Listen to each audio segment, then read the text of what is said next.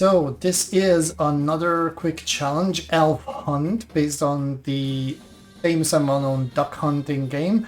And we need to manipulate the game. So here the goal is really to manipulate the game, not like in the previous JavaScript-based challenges that were more on, for example, doing a virtual lockpicking, but actually hacking the game. So it's more like the snowball fight one.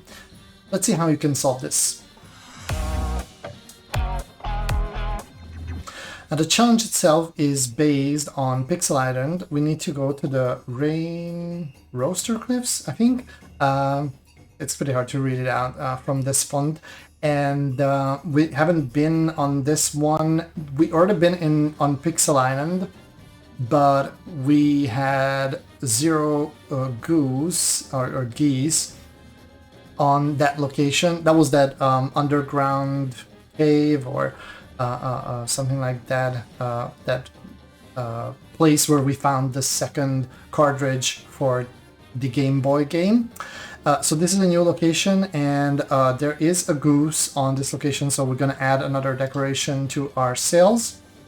And as we go there, we also unlock a new piece from the narrative, so we are closing in, only 6 slots are missing, and we also get the Elf Hunt task here, 3 out of 5 Christmas trees. We need to hack JSON Web Tokens or GWT cookie values basically, and get 75 points on the game. Now this can be solved without even manipulating the GWT, but I'm trying to combine the two together. So the idea is you will cheat a little bit and then manipulate the token, or maybe the other way around. And then we're going to pass this challenge. We also have the goose here. It says hiss. And if I go back out, now I have my 5th decoration on the top of the sails of my boat. So we can go and walk around this island. This Pixel Island is a little bit like some of the more 2D based maps from previous year. And we have here Piney Sappington, who's going to help us with the Elf Hunt game. Now, if you wander around on the islands and discover I think it's on the Steampunk Island. Yeah, I think so. Captain Combs is there, or maybe on Space Island. I can't remember really. We'll see that one. Captain Combs has this one as a requirement. So this challenge also kind of introduces you to the concept of JWT. So we're going to talk to Piney here real quick, just to grab some hints. And this is a really good article from Portfigure. So if you're not familiar with JWT, then this is definitely a place to go. And what I also like to use for manipulating JWT is jwt.io. It's a really cool site where they have what they call a debugger. Sure thing. And this will break down the various parts of a JWT token. So just in a nutshell, JWT, and I might say JWT token, which is T is for token. So just please ignore every time I accidentally say token. So JWT is a base64 encoded format, as you can see. Has a header, a payload, and a optional or potential signature part or hash portion. This is to prevent the manipulation of the data included, so any tampering. But we'll see that in this case, for the Elf Hunt game, it's missing. So we'll be able to manipulate the payload portion. The payload portion can have arbitrary data. In the header portion, we have the type. So JWT is just one technology. I think here they do explain. Yeah, so it kind of extends these 2 other technologies here. And the algorithm is also defined in the header. That's pretty much what we need to know about this at this point. We have all this as a hint. Yeah, so that's all that we get.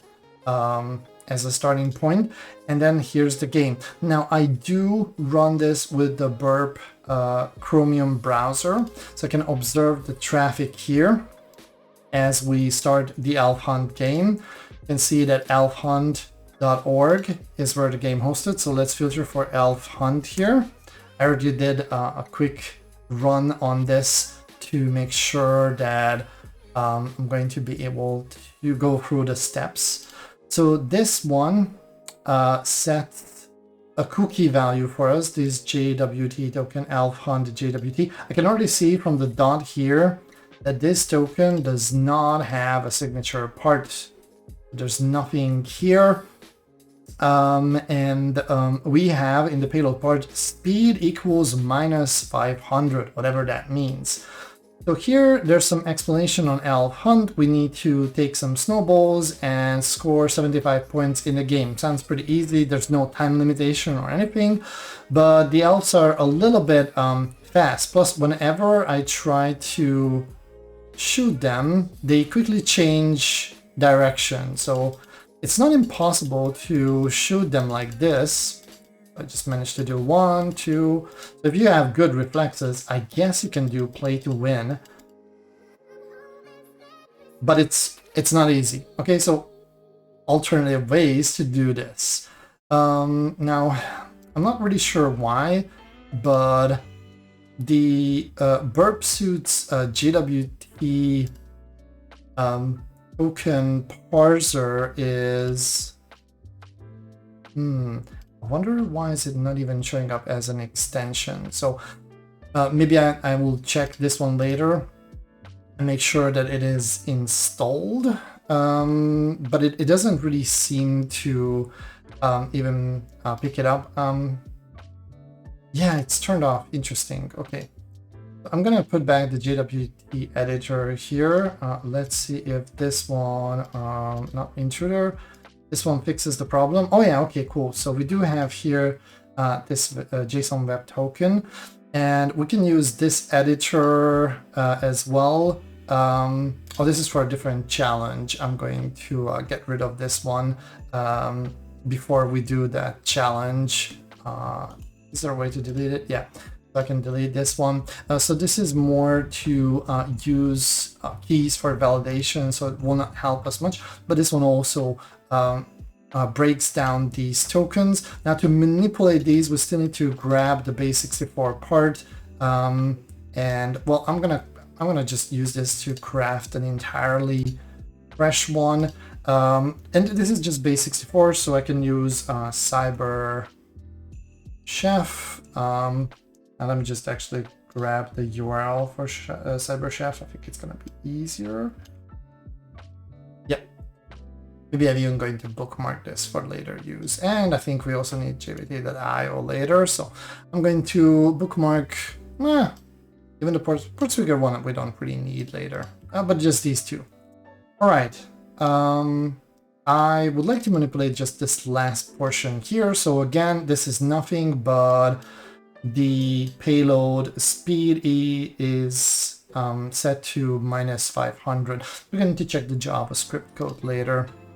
For now, I'm just going to, from base64, no, we already have that one. I wanted to base64 this, but let's slow this down by an order of magnitude. This is probably going to be a bit too much. Now the problem is that if I set it to a low value like this, but it's going to be fine, then the elves will not show up fast enough. Now in the JWT definition, we don't have to put there the equal sign, so that's one of the cases. That's just padding, by the way. So people often, when they look at base64, think that equal signs are part of the alphabet, but they're not. They're really just there for padding, and we don't really need to put that to signal padding, because from the length of the base64 encoded output data, we can determine whether padding was applied or not.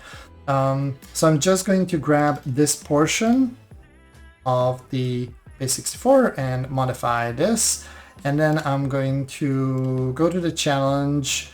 I am going to make sure that I have the right context here, and I am going to modify this token here.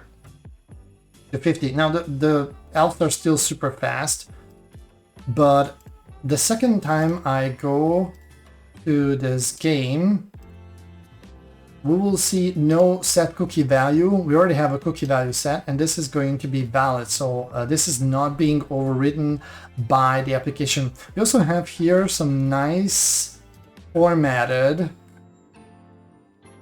JavaScript code to control the game. I'm going to, oh no, this is not nicely formatted. We're not, I do have a solution for this one. So beautifier.io is one of my favorite sites to do this kind of thing.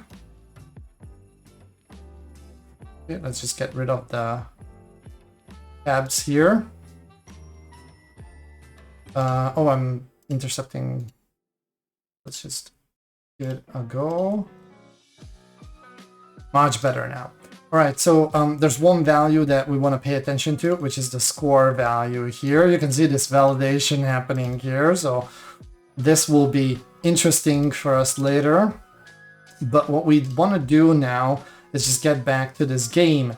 And now, as a result of our tampering with the JVT value, these elves are much nicer and easier to shoot, but they don't spawn that fast either. So we also manipulated the spawn speed of the elves with this. Okay, so this is pretty good. I can easily shoot these ones down, but this will still take forever. Now, what's with that speed value though? So can I go and check, okay, that's, sorry, not speed, the score. I meant the score value that we saw in JavaScript. So this one says score equals 2. What if I say it equals 74 maybe? And then I will just go for one elf and shoot it down and solve the challenge that way. So if you set it to 75, it immediately gets you the challenge, I believe. I haven't tried it. I wanted to play fair. So you can manipulate the JWT token, but if you just set the score value, you can basically bypass the whole thing. So you don't have to. Now let's see what Tiny has to say about that. I think he's happy. We didn't get any additional hints. So let's just check the challenge. Okay, it's marked as completed. Very good. So pretty easy challenge overall. We just had to use our JavaScript manipulation skills. We already saw a couple challenges like this. I'm not really sure why it's marked as 3 out of 5 Christmas trees. I think it's more like a 2. That will be probably a more appropriate rating, especially that you can just bypass the whole thing and don't even bother understanding JWT. But it is important for the captain's comms objective, which I just realized that it appeared already on our badge. But before that, I believe it's going to be the certificate shenanigans, which is a really, really cool challenge.